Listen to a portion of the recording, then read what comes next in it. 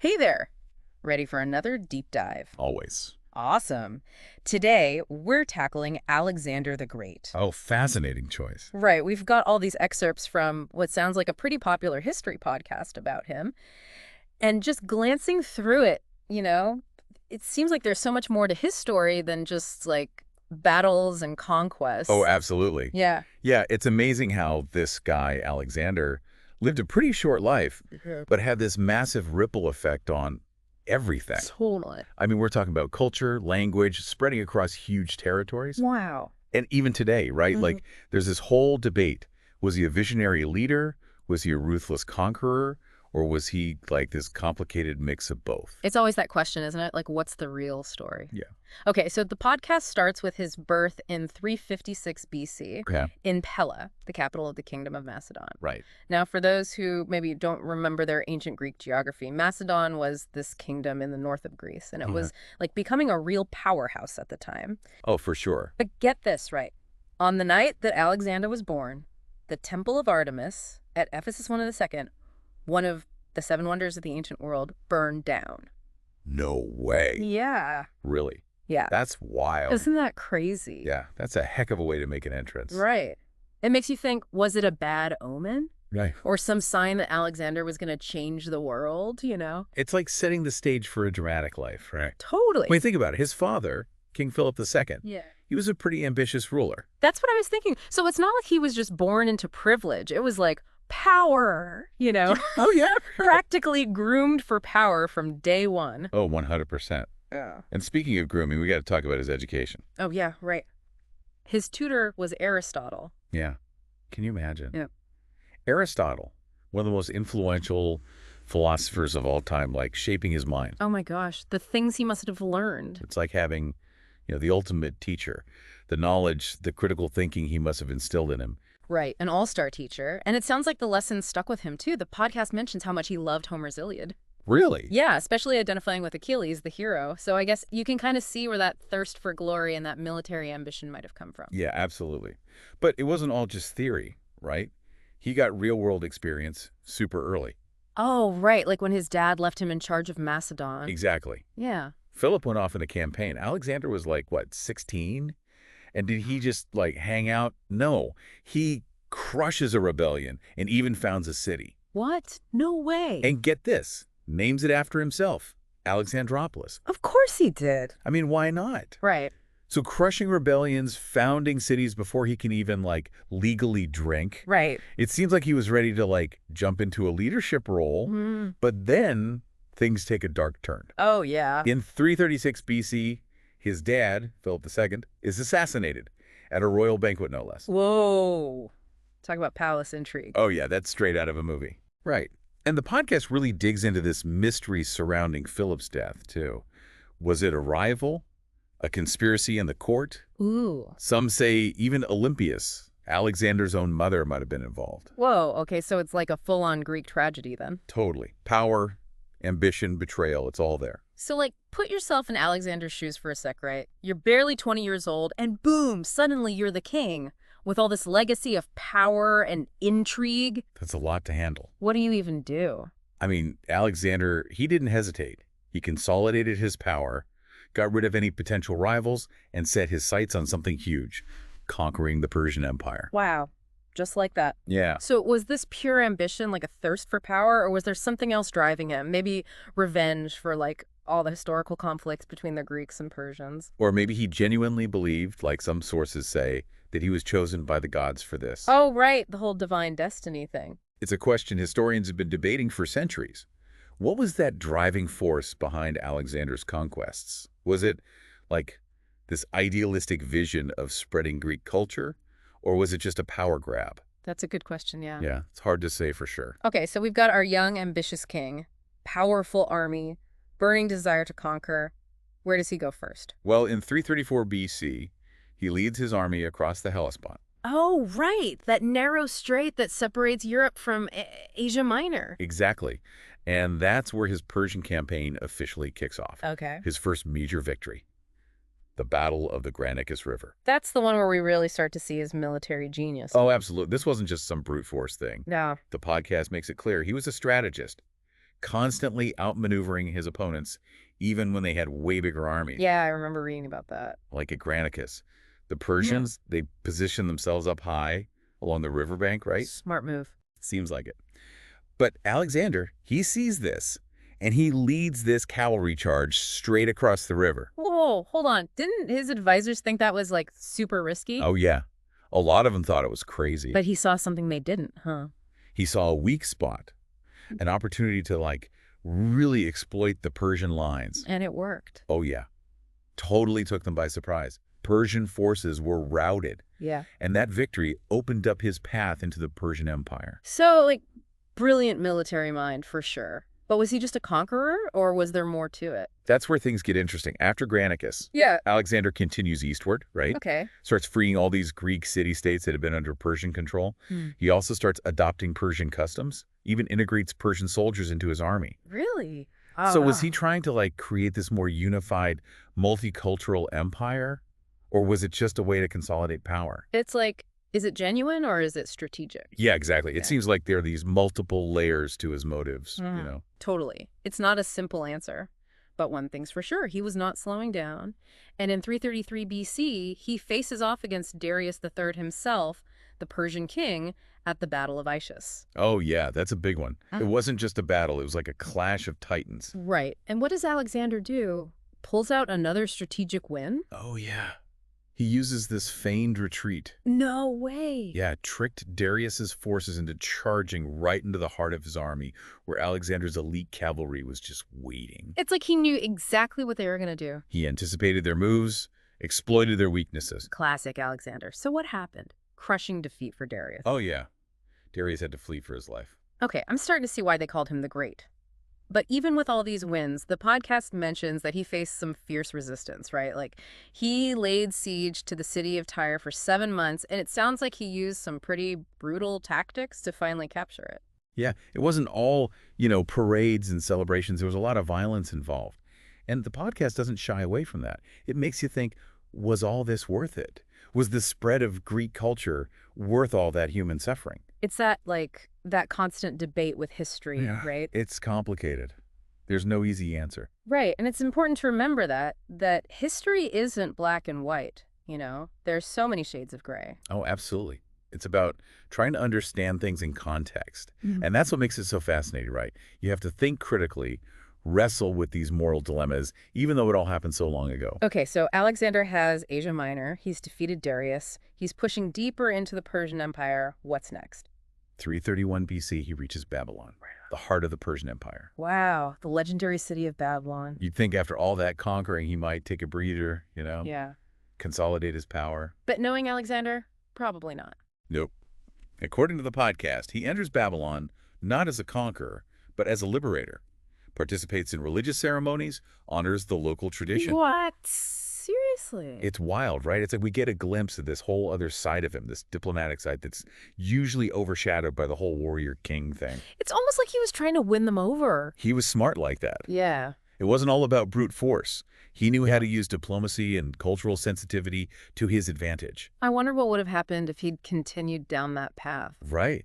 Could he have actually created this lasting, unified empire based on mutual respect? Such an interesting thought. Yeah, what if, right? But instead of staying in Babylon, Alexander sets his sights on Don't tell me. Another conquest. Egypt. And you know what? The Egyptians welcomed him.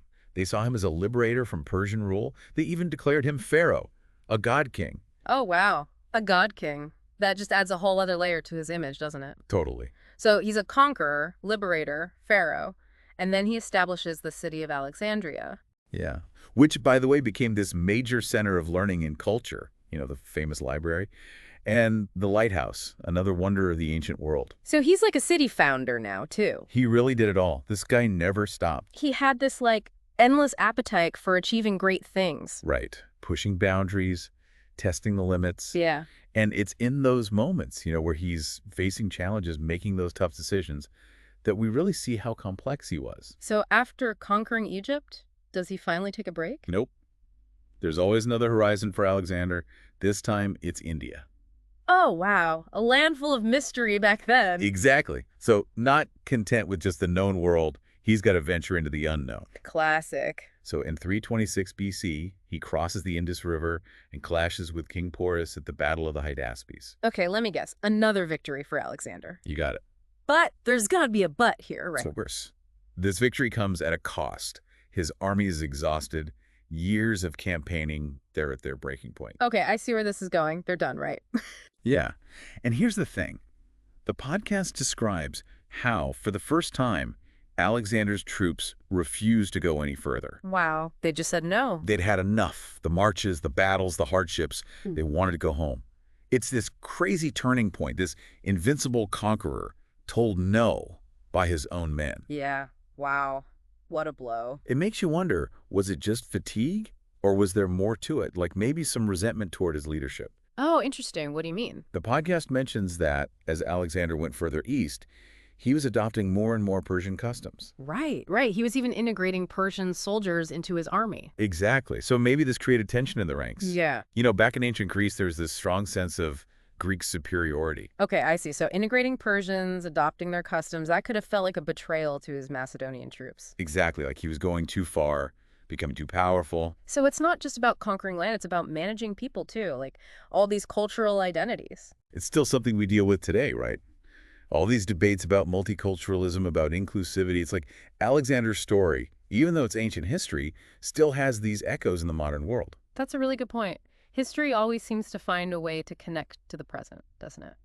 Yeah. So Alexander, forced to turn back from India, focuses on consolidating his empire. He goes back to Babylon, which he wants to make the capital, and starts planning more campaigns, administrative reforms, even expeditions to explore the Arabian Peninsula. He just can't stop, can he? Always thinking bigger. But then, in 323 BC, at the height of his power, he gets sick.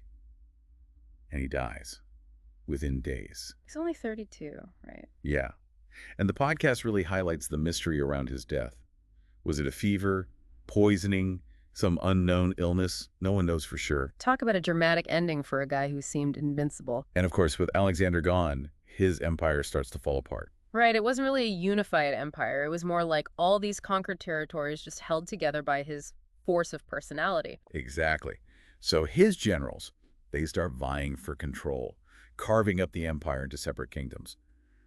And that's when the real chaos begins. Wait, hold on. His generals, the podcast calls them the diadochi. Who are they exactly? Good question. Diadochi just means successors in Greek. Okay. So in this context, it's talking about Alexander's most powerful generals. Guys like Antigonus, Ptolemy, Seleucus. Powerful guys. Oh yeah, super ambitious and capable leaders. But with Alexander gone, no one's strong enough to hold everything together. They basically turn on each other, fighting for different pieces of the empire. It's like all that ambition that was focused outwards on conquering suddenly turned inward. Yeah, it's a classic power struggle. And it wasn't just a change in leadership, it was a cultural shift too. The Diadochi, they started their own dynasties, blended Greek culture with local traditions, and that led to what we call the Hellenistic period. Okay, so what exactly is the Hellenistic period? Is it just Alexander's empire but under new management? It's a little more complex than that. The Hellenistic period lasted from Alexander's death in 323 BC to the Roman conquest of Egypt in 30 BC. It's this whole era marked by the fusion of Greek culture, what they call Hellenic, with the cultures of the Near East, Egypt, Persia. So it's like Alexander created this melting pot, and even though his empire fractured, the mixing of cultures kept going. Precisely. And it wasn't just one way. Greek culture was being influenced by Eastern ideas too. Yeah. It was this super dynamic period, new cities, expanding trade routes, intellectual and artistic ideas flowing everywhere, like a kind of ancient globalization. Wow, that's a great way to put it. So even though Alexander's empire didn't last, his conquests had this unintended consequence. Absolutely. And the podcast points out specific examples. Like in Alexandria, the city Alexander founded, there was this amazing mix of Greek and Egyptian architecture, art, religion. Oh, yeah. The Library of Alexandria had scrolls and texts in all these different languages. It attracted scholars from all over. It's like he accidentally created this hub for knowledge and cultural exchange. It's crazy how those things happen. It really is. And Alexandria wasn't the only place. Cities like Pergamum and Antioch also became these cultural centers. There were advancements in science, philosophy, art. It's a really important time, but sometimes gets overlooked. It's amazing to think about, like, his goal was to conquer the world. But he ended up creating this cultural landscape that impacted Western civilization for centuries. History is full of those unintended consequences. They can be even more significant than the original events. Okay, so we've talked about the Diadochi, the Hellenistic period, all these things that happened after Alexander died. But what about Alexander himself? Was he truly great? Well, I think greatness is kind of subjective. Yeah. Totally Totally. depends who you ask. Yeah. But Alexander was definitely a brilliant military mind and a charismatic leader. He achieved incredible things in a short time. But he was also a ruthless conqueror. There was a lot of destruction. It's not a yes or no answer then. It depends on how you measure things. Right. Exactly. And I think it's important to remember that we can't judge people from the past solely by today's standards. Right. We have to try to understand the context of their time. Yeah. And in Alexander's case, he was clearly driven by ambition, but also by idealism, maybe even a belief that he was destined for greatness. It sounds like he was a man of contradictions. That's what makes him so fascinating. And that's why we're still talking about him all these centuries later. He makes us think about leadership, ambition, the use of power. And it reminds us that history isn't just dates and names in a book. No, it's about real people. People making choices, facing challenges, leaving behind legacies we're still trying to make sense of. Okay, so we've covered a lot, from Alexander's birth to his conquests, his death, the Hellenistic period. There's so much to unpack. We could talk about this for hours. Right. But I think it's time to move on to our final thoughts for our listeners. What are some takeaways from all of this? It really is a lot to think about, right? Yeah. I mean, all these different layers to Alexander's story. It's not just like, oh, he was a great conqueror and that's it. No, not at all. To answer your question about takeaways, I think what's really sticking with me is how Alexander's story, even though it's like ancient history, still feels so relevant today. Yeah. How so? Well, think about it. We're still dealing with the legacy of empires. Yeah, that's true. The complexities of cultural exchange, the tension between, like, ambition and morality. These are all things that are still playing out in the world today. It's like history repeats itself, or at least rhymes. Exactly. We tend to think of history as something from the distant past, but it's really about understanding, like, the human condition. The decisions people made, the things that have shaped the world we live in now. Right. And with Alexander, we see how even the most remarkable individuals are flawed. They're driven by all sorts of things, some noble, some not so much. Yeah, he definitely wasn't perfect. Not at all. But that's what makes him so interesting to study. And his story is a reminder that power can be a double-edged sword. It can lead to amazing progress, but also to terrible destruction. Right. It's a balancing act. Okay, so thinking back to Alexander's early life, I mean, growing up in the Macedonian court, having Aristotle as his tutor, it's no wonder he developed such a strong sense of ambition and that thirst for knowledge, too. Oh, yeah, he definitely had the right environment for that. But it's also interesting to consider his personality, right? Oh, yeah. The podcast talks about how he was known for being impulsive, daring, almost recklessly in pursuit of glory. Yeah, I remember that. And those qualities probably helped him a lot on the battlefield, but they might have also contributed to some of the less positive aspects of his rule. It's like that saying, power tends to corrupt. Yeah, and absolute power corrupts absolutely. Yeah. I mean, Alexander's story seems to illustrate that pretty well. It does make you wonder, though, what if he had lived longer? Would he have become more tyrannical? Or would he have, like, mellowed out? Right. Focus more on governing wisely and with compassion. It's a great what if. History is full of them.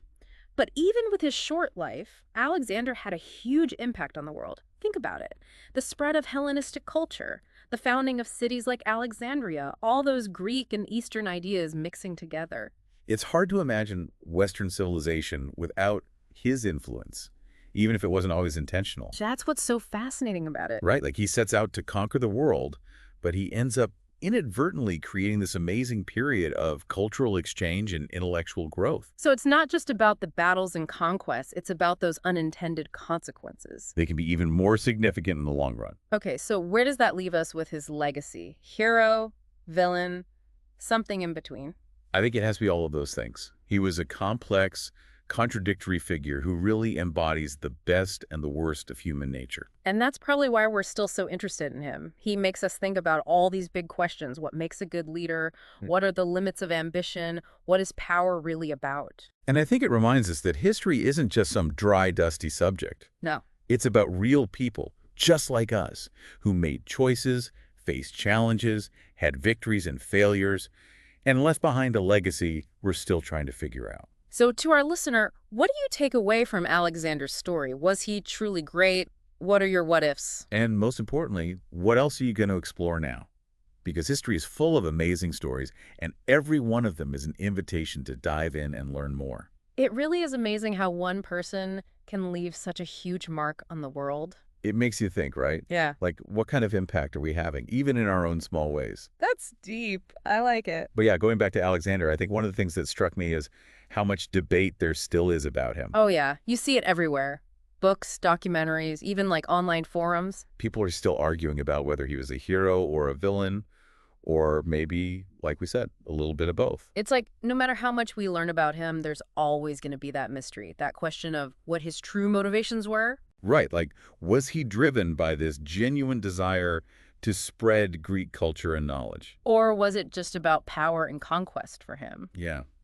We might never know for sure, but that's what makes history so interesting, isn't it? We get to piece together the evidence, try to understand these complex figures, and then draw our own conclusions. And I think that's a good takeaway for our listeners. Like, don't just accept everything you hear at face value. Right.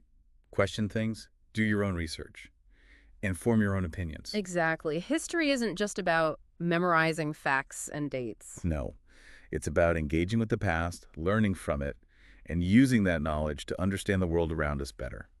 So even though we've come to the end of our deep dive on Alexander the Great, we hope this has inspired you to keep exploring history. There are so many amazing stories out there just waiting to be discovered. So pick a topic that interests you, dive in, and see where it takes you. You might be surprised at what you find. And don't forget to share what you learn with others. History is best when it's a shared experience. Thanks for joining us on this journey. We'll see you next time for another deep dive.